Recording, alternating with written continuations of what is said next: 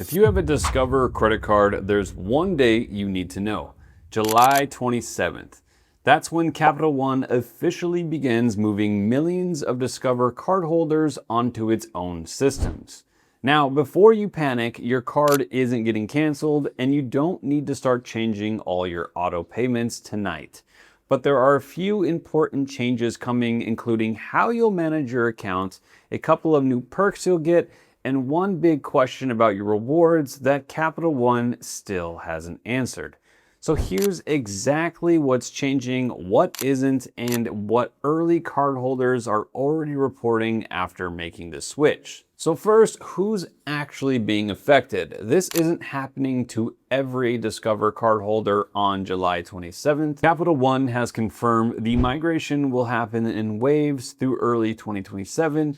So if you don't receive an email right away, don't assume you're not affected. It probably just means your account hasn't reached its migration date yet. The first cards expected to migrate include Discover It Cashback, Discover It Miles, Discover It Chrome, Discover It Secured, and Discovered Student cards. So if you have one of those cards, there's a good chance you'll eventually be included in one of those migration waves. Before we go any further though, this does not mean Discover is disappearing overnight. Your card will stay Discover. What's really changing is everything happening behind the scenes. The systems that process your payments, track your rewards, and manage your account are moving over to Capital One. So what actually changes for you? The biggest change is how you'll access your account. Instead of using your Discover app and website, you will eventually manage everything through Capital One. Before your account moves, you'll receive instructions explaining how to create your new Capital One login, because your current Discovered username and password won't automatically transfer over. The good news is your primary card number is expected to stay the same. This means you shouldn't have to update subscriptions, streaming services, utility bills, or anywhere else you have your card saved. The one exception is authorized users. If someone else has a card on your account, they may receive a replacement card with a different card number after the migration. You'll also get a couple new perks. Capital One says migrated cardholders will receive 5% back on travel booked through Capital One Travel, 5% back on eligible entertainment purchases through Capital One Entertainment. These aren't completely groundbreaking benefits, but they're still nice additions that Discover cardholders didn't have before. Now here's the biggest unanswered question. What happens to the Discover rewards? If you've been earning Discover Cashback or Discover Miles, will those eventually become Capital One Miles that you can combine with Venture or Venture X rewards, or even transfer to airline and hotel partners? Right now, we still don't have an official answer from Capital One, but we do have a few early data points. Some Discover cardholders who say their accounts have already migrated have posted on Reddit that they currently cannot transfer their Discover rewards into Capital One Miles or combine them with other Capital One reward cards.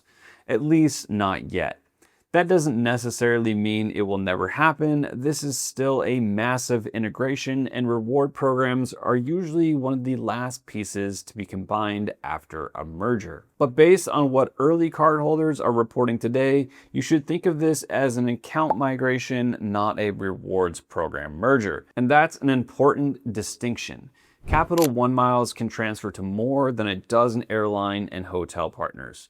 Discover rewards have never offered that flexibility. So if Discover rewards eventually become transferable Capital One Miles, that would be a meaningful upgrade, especially for people with the Discover It Miles card.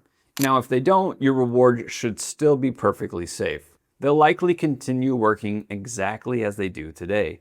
Nothing we've seen so far suggests you're going to lose any rewards you've earned already. So should you be doing anything before July 27th? And I'm going to be real with you guys, it's probably not much at all.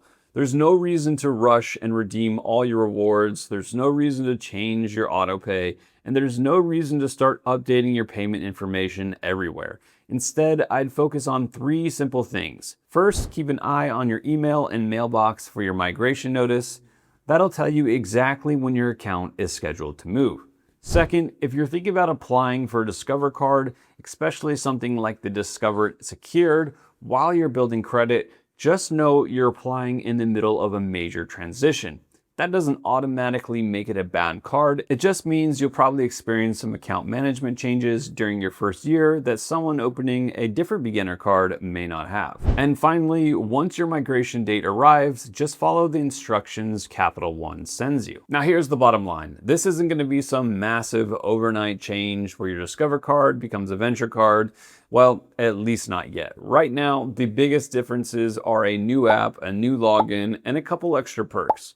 The much bigger story is what eventually happens to those Discover rewards. I'll definitely be keeping an eye on that because I think it's one of the biggest unanswered questions in this entire merger. Now, if you've already received your migration email or your account has already moved over, let me know in the comments what date you got and whether your rewards are working differently. That'll help everyone watching get a much better picture of how this rollout is actually happening in real time. That's all I got for you guys today. Thanks for joining. Make sure you like and subscribe, and I'll see you on the next one.